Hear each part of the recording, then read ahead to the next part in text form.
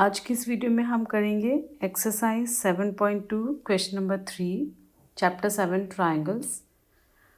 Question पढ़ते हैं और फिगर बनाते हैं पहले, ठीक है। तो हमें यहाँ बोला है ABC is an isosceles triangle. तो पहले हम एक आइसोसेलेस ट्राइंगल बना लेते हैं। ये एक ट्राइंगल है ABC in which altitudes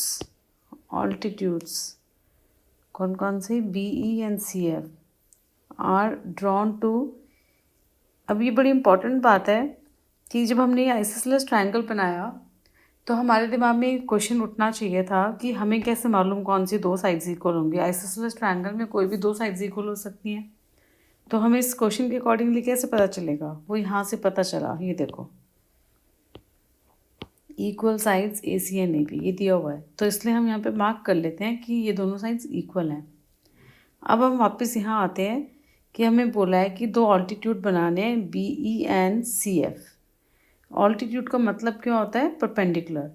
तो हमने एक यहाँ लाइन बनाई परपेंडिकुलर, ये हो गया BE, एंड एक यहाँ बनाई, ये हो गया CF, ये हो गया परपेंडिकुलर, ठीक है। अब बोला है show that these altitudes are equal. तो गिवन क्या है हमारे पास? गिवन है that AB is equal to AC, और साथ ही साथ हमें गिवन है BE is perpendicular to AC and CF is perpendicular to AB। ये गिवन है। अब हमें प्रूव क्या करना है? To prove altitudes are equal, ये प्रूव करना है। इसका मतलब हमें प्रूव करना है BE is equal to CF। शुरू करने से पहले दो तीन इम्पॉर्टेंट बातें समझते हैं। सबसे पहली बात तो ये है, यहाँ पर देखो, सपोज मैंने आपको दो ट्राइंगल्स दिए और मैंने बोला angle 1 is equal to angle 2, mark कर लेते हैं, और angle 3 is equal to angle 4। So यानी कि मैं बोल रही हूँ 1 is equal to 2 and 3 is equal to 4। तो क्वेश्चन ये है कि क्या 5 इज इक्वल टू 6 बोल सकते हैं? तो आंसर होगा यस। तो इस एक बात के कारण कि अगर कोई दो एंगल्स इक्वल हैं, तीसरा भी इक्वल हो जाता है, इससे हमें एक बात पता चली कि इस ट्राइंगल ABC में और DEF में अगर हमें ये दिया हुआ हो कि angle A is equal to angle 1 is equal to 2, 3 is equal to 4 and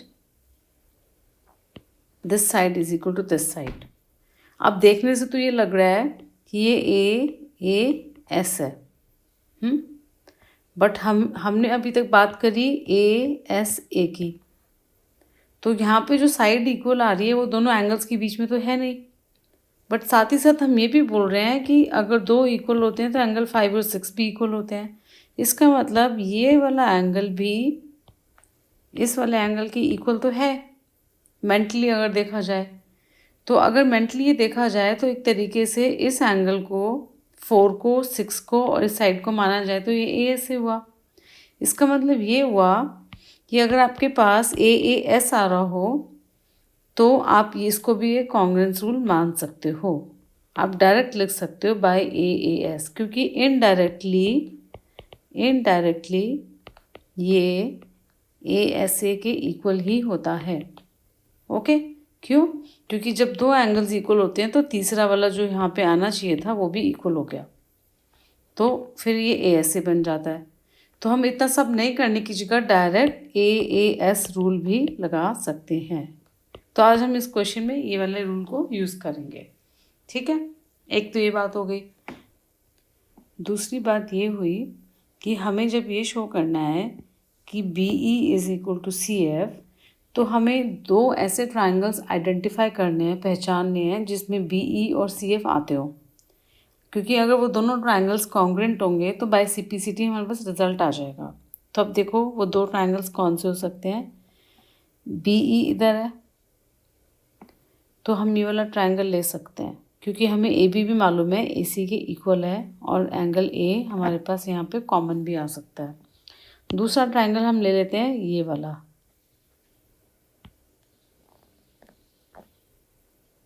ठीक है, यानी कि यहाँ पर एंगल ए कॉमन है। तो ये दो ट्रायंगल्स अगर कॉन्ग्रुएंट आ जाएं तो B E is equal to C F तो हो जाएगा by C P C T.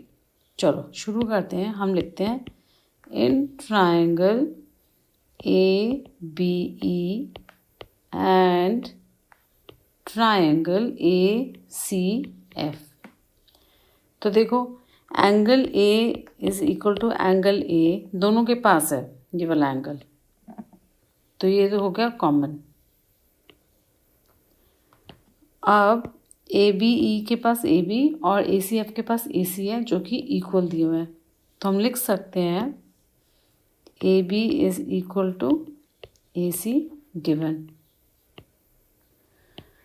और इस एंगल को मार्क कर लेते हैं 1 and 2। Angle 1 is equal to angle 2 भी लिख सकते हैं। तो angle 1 is equal to angle 2 90 degrees each.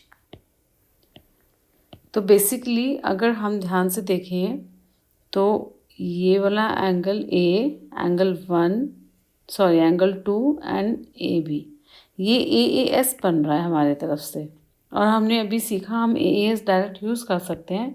तो हम लिख देंगे triangle A B E is congruent to triangle A C F by A S rule.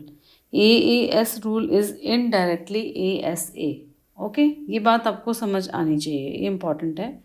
अब हम देखेंगे हमें शो करना है बी ई, ये देखो B E is equal to C F, ये सी पी सी टी से हमें मिल रहा है, तो हम लिख देंगे B E is equal to C F by C P C T. Question तो ख़त्म हो गया, बट इससे पहले मैं एक वार्निंग दे देती हूँ आपको। ये जो हम नाम में से ही सी पी सी टी उठा लेते हैं, ये तब करेक्ट होता है अगर आपने नाम ठीक से लिखे हो। अगर आपने यहाँ पे नेमिंग गलत कर दी, ऑर्डर गलत कर दिया, तो आपका सी पी सी टी भी रॉन्ग आ जाएगा। इसलिए ये पार्ट बहुत इंपॉर्टेंट हो जाता है ठीक से लिखना, ठीक है, तो ही आपका फाइनल रिजल्ट करेक्ट आएगा। और इसकी नेमिंग वगैरह हम ऑलरेडी सीख चुके हैं पिछली वीडियोज़ के अंदर। ऑलराइट।